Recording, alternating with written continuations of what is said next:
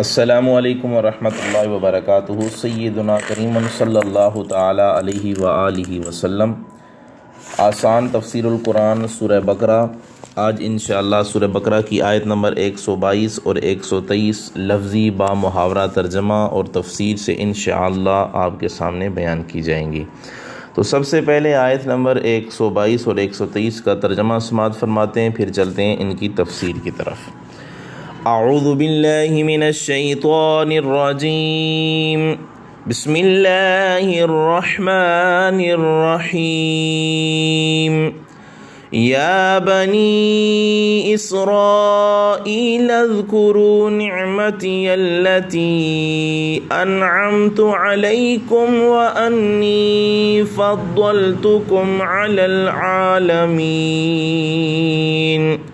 اے بنی اسرائیل، اے اولاد یعقوب، یاد کرو میری وہ نعمت جو میں نے تم پر فرمائی، اور خصوصاً یہ کہ میں نے تم کو فضیلت دی اس زمانے کے تمام لوگوں پر، اور ڈرو اس دن سے۔ وَاتَّقُوا يَوْمًا لَا تَجْزِي نَفْسٌ عَن نَفْسٍ شَيْئًا وَلَا يُقْبَلُ مِنْهَا عَدْلٌ وَلَا تَنفَعُهَا شَفَاعَةٌ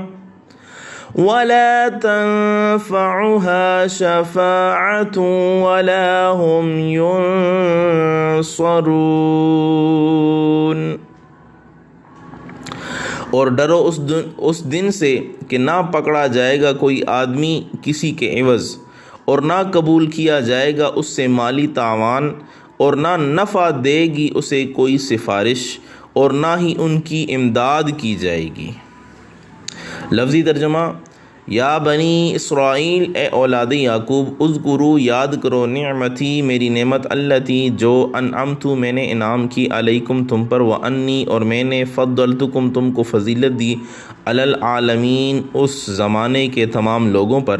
واتقوا، اور ڈرو، یومن، اس دن سے، لا تجزی، نہ بدلہ دے سکے گا، نفس، کوئی شخص، عن نفس، کسی شخص کا، شیئن، کچھ بھی، ولا یقبل، اور نہ قبول کیا جائے گا، منہا، ان سے، عدل، مالی تعاون، ولا تنفعها، اور نہ نفع دے گی اسے، شفاعت، سفارش، ولا ہم، اور نہ ہی ان کی، ینصرون، مدد کی جائے گی۔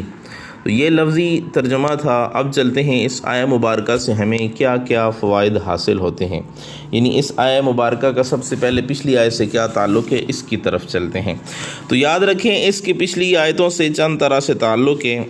پہلا تعلق، شروع سپارہ میں بنی اسرائیل کو ندا دے کر ان سے خطاب شروع فرمایا گیا تھا۔ اب بہت کچھ کلام فرما کر قریباً ان سے خطاب ختم ہو رہا ہے، یعنی پہلے بھی شروع میں بنی اسرائیل سے جب خطاب شروع ہوا تھا تو ان کا اب ذکر ختم ہونے لگا ہے، تو دوبارہ ان کو ایک دفعہ جو ہے وہ نام سے پکارا گیا، لہٰذا پھر وہی خطاب ہوا، جیسے کہ ایک دن حساب دان پہلے اجمالی حساب بنا کر اس کی تفصیل بیان کرتا ہے، اور پھر تفصیل کے آخر میں دوبارہ اجمالی حساب کا ذکر کر دیتا ہے، یا منطقی دعویٰ قائم کر کے دلائل قائم کرتا ہے، اور پھر بطور نتیجہ اس دعوے کو دہراتا ہے تاکہ یہاں پہ یاد رہے کہ پہلے فرمایا کہ اے اسرائیلیوں، میری نعمت کو یاد کرو، پھر اپنی نعمتیں اور ان کی نافرمانیوں کی تفصیل وغیرہ بتا کر فرمایا کہ ان نعمتوں کو یاد رکھنا جو میں نے تم پہ کی، وہ ساری نعمتیں گنوا دیں۔ دوسرا تعلق، پہلے کی آیتوں میں فرمایا گیا تھا کہ بنی اسرائیل نبی علیہ السلام کو اپنا تابع کرنا چاہتے ہیں، اپنا فرمان بردار بنانا چاہتے ہیں، اور وہ سب سرداری کرنے کے عادی ہیں۔ اب ان سے خطاب کر کے فرمایا جا رہا ہے کہ تم کو جو کچھ نعمتیں اور بزرگیاں گزشتہ زمانے میں ملی تھیں وہ انبیاء کرام کی غلامی کی برکت سے ملی تھیں۔ اگر تم ان نعمتوں کو یا ان نعمتوں کی بقا چاہتے ہو تو تم اس آخری نبی صلی اللہ علیہ وسلم کی اطاعت کرو، نہ کہ اسے اپنا مطیع بناؤ، یعنی تمہیں اس کا مطیع ہونا پڑے گا۔ تیسرا تعلق، پچھلی آیت سے معلوم ہوا تھا کہ یہود و نصارہ نے کتاب اللہ کو نخوت اور غرور اور نفسانیت و تعصب کا ذریعہ بنا لیا، جس سے وہ کتاب ان کے لیے حجاب بن گئی۔ اب فرمایا جا رہا ہے کہ اے اسرائیلیوں، تم انہی انعامات کو یاد کر کے پھر اختیار کر لو جس کی وجہ سے تمہیں پہلے بھی بزرگی دی گئی تھی۔ ایک اور چیز بھی یاد رہے کہ یہاں پہ فرمایا جا رہا ہے کہ نبی کی اولاد ہونا باعث عزت ہے اور اللہ تعالیٰ کی رحمت ہے، لیکن پھر آگے جا کے کام بھی ایسے کرنا جو نبی کی اولاد ہونا ثابت بھی کرے۔ آدمی ہو نبی کی اولاد لیکن کام ایسے کرے کہ جس کی وجہ سے آدمی جو ہے وہ یوں سمجھے کہ آدمی برے کام کرے اور لوگ اسے نبی کی اولاد کہیں تو یہ کتنی بری اور معیوب بات ہے۔ دوسرا، اللہ تعالیٰ کی نعمتوں کا چرچا کرنا، ذکر کرنا شکر کی ایک قسم ہے، لہٰذا حضور نبی کریم رؤوف الرحیم صلی اللہ علیہ وسلم کی ولادت مبارکہ کا تذکرہ کرنا یا اس کی محفل کرنا، اس قسم کے یہ کام اس میں داخل ہیں۔ اور یہ بھی پتہ چلا کہ وہ بندہ اللہ کو بڑا پیارا لگتا ہے جو اس کے احسانات کو، انعامات کو بیان کرے اور ان کا چرچا کرے۔ اللہ کے انعام کا چرچا کیا کرو کہ اللہ نے ہمیں بہت بڑا احسان عطا فرمایا ہے، ہمیں نبی کریم صلی اللہ علیہ وسلم کے ذریعے قرآن کی دولت عطا فرمائی ہے، ہمیں جسم، جان، صحت، ایمان کی دولت عطا فرمائی ہے۔ یہ نہیں کسی کو کہنا چاہیے کہ میں بہت غریب ہوں، میرے پاس کچھ بھی نہیں ہے۔ اگر کوئی ہمیں 50 لاکھ روپے دے اور کہے کہ اپنی ایک آنکھ دو، یا 1 کروڑ روپیہ دے اور کہے کہ اپنی دونوں آنکھیں دے دو، تو ہم کبھی بھی اپنی دونوں آنکھیں جو ہے وہ دینے کو تیار نہیں ہوں گے۔ تو اللہ نے ہمیں اتنی صحت عطا کی ہے تو اس کی قدر کا اندازہ اس وقت پتہ چلتا ہے جب بندہ بیمار ہوتا ہے۔ اس طرح ایک واقعہ ہے کہ ایک عربوں میں ایک ارب پتی تھا، وہ بیمار ہو گیا، اسے اسپتال میں داخل کروا دیا گیا، ہفتہ 1.5 ہفتہ اسپتال میں رہا، پھر شفا یاب ہو گیا اور گھر جانے لگا تو اسپتال والوں نے کئی لاکھ روپے کا بل ہاتھ میں تھما دیا۔ اس نے رونا شروع کر دیا۔ اس سے کہا گیا آپ تو ارب پتی ہیں، اگرچہ چند لاکھ روپے دے دیں تو آپ کو کیا فرق پڑے گا، آپ کیوں رو رہے ہیں؟ وہ کہنے لگا میں اللہ تعالیٰ کے کرم کو یاد کر کے رو رہا ہوں کہ میرے اللہ کا مجھ پہ کتنا بڑا کرم ہے، کتنا فضل تھا، اس نے بلا معاوضہ مجھے صحت دے رکھی ہے۔ ذرا سی صحت گڑبڑ ہوئی تو کتنے دن اسپتال رہنا پڑا اور کتنے لاکھ کا بل جو ہے وہ بن گیا ہے، وگرنہ اللہ تعالیٰ نے کبھی مجھ سے کوئی بل نہیں مانگا، کبھی کوئی مجھ سے بل کا مطالبہ نہیں کیا۔ تو اللہ کے انعامات کو یاد کرنا چاہیے اور اللہ کی رضا پر راضی رہنا چاہیے، کبھی شکوہ شکایت یا گلہ نہیں کرنا چاہیے۔ اپنی محنت پوری کریں اور اللہ کے احکامات پر عمل کریں، لیکن جہاں اللہ جس حال میں رکھے اس حال میں جو ہے وہ انسان کو خوش رہنا چاہیے۔ اب یہاں پہ اس آیہ مبارکہ کی، ان دونوں آیہ مبارکہ کی تفسیر کی طرف چلتے ہیں تو یہاں پہ ان دونوں آیہ مبارکہ میں فرمایا گیا اے ہمارے بندہ خاص یعنی حضرت یعقوب علیہ السلام کی ناسمجھ اولاد یعنی بنی اسرائیل، ان گزشتہ نعمتوں کو یاد کرو اور ان کا شکریہ ادا کرو جو ہم نے تم پر پہلے کی تھیں، کہ مصر سے فرعون کو نکال کر تمہیں وہاں کا بادشاہ بنایا، اسے ڈبو دیا تھا، اس کے عذاب سے تمہیں نجات دی تھی اور تمہیں بچا لیا تھا، اور پھر میدان میں تم پر من و سلوہ برسایا تھا اور تم پہ انبیاء اور اولیاء جو ہے وہ پیدا ہوتے تھے، یعنی تم میں سے اولیاء اور انبیاء پیدا ہوتے تھے، اور سب سے بڑھ کر یہ ایک زمانے میں تم کو تمام جہانوں پر بزرگی دے دی کہ تمہارے پائے کا دنیا میں کوئی نہ پایا گیا۔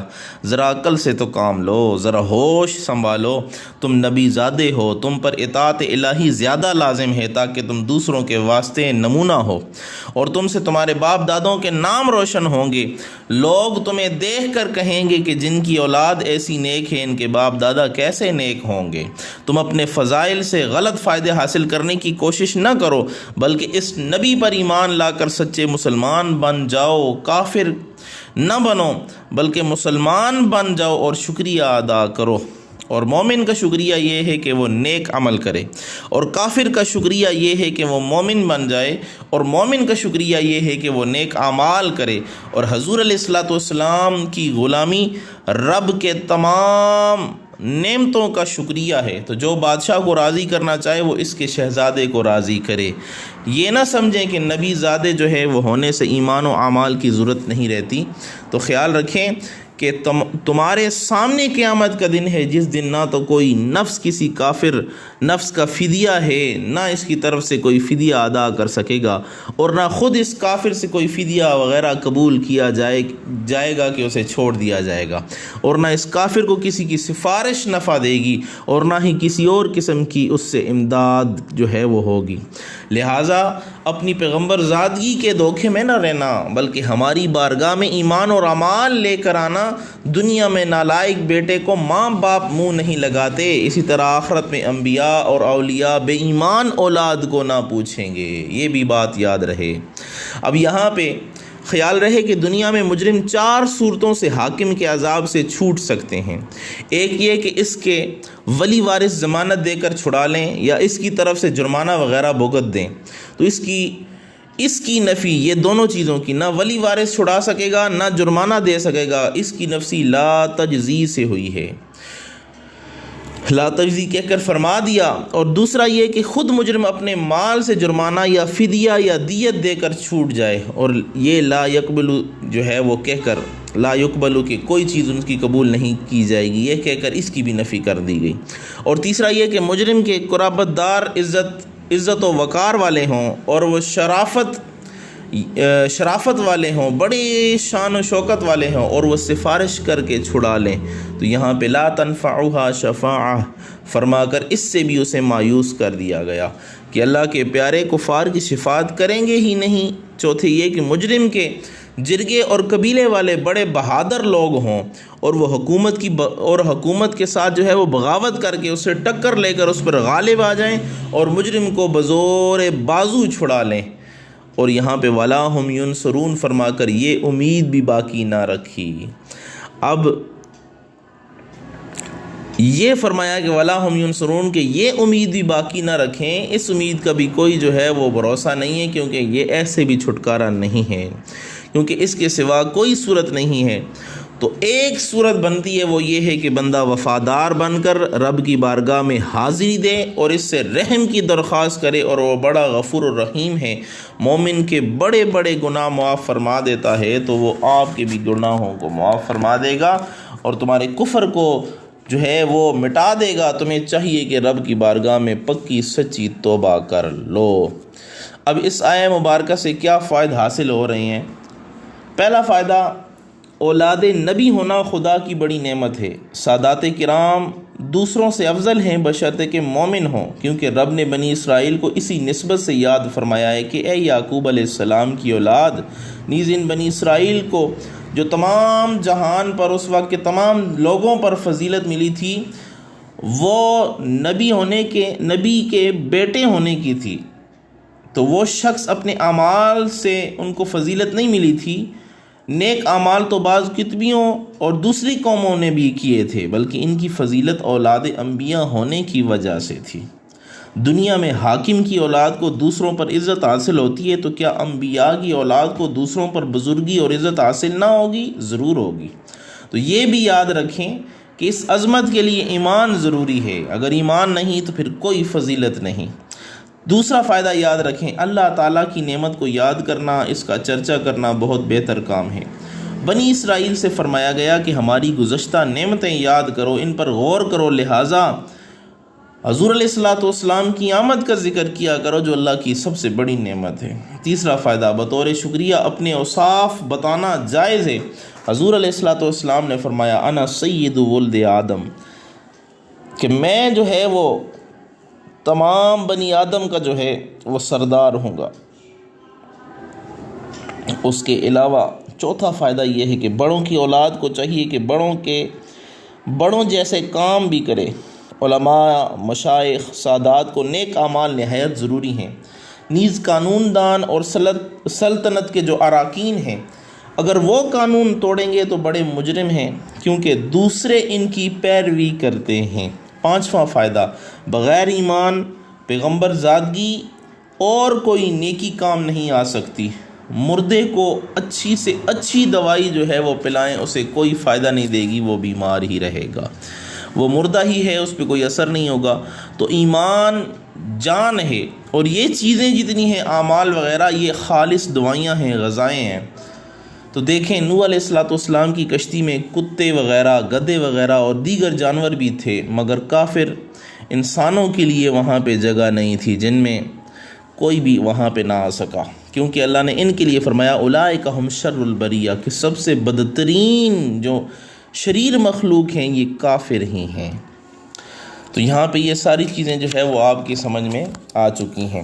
اب یہاں پہ آخر میں ایک اور بات آپ کے سامنے جو ہے وہ بیان کرتا چلوں کہ یہاں پہ جو فرمایا انی فضلتکم، بے شک میں نے تمہیں فضیلت دی ہے، تو بنی اسرائیل اپنے زمانے میں تمام لوگوں سے افضل تھے، کیونکہ یہ نبیوں کی اولاد تھے اور ان میں صالحین بہت زیادہ ہوتے تھے۔ اب حضور اکرم صلی اللہ علیہ وسلم کا انکار کر کے اور سرکشی کر کے ذلیل ہو گئے، تو اس سے یہ معلوم ہوا کہ عزت حضور اقدس صلی اللہ تعالیٰ علیہ وآلہ وسلم کے قدم سے وابستہ ہے۔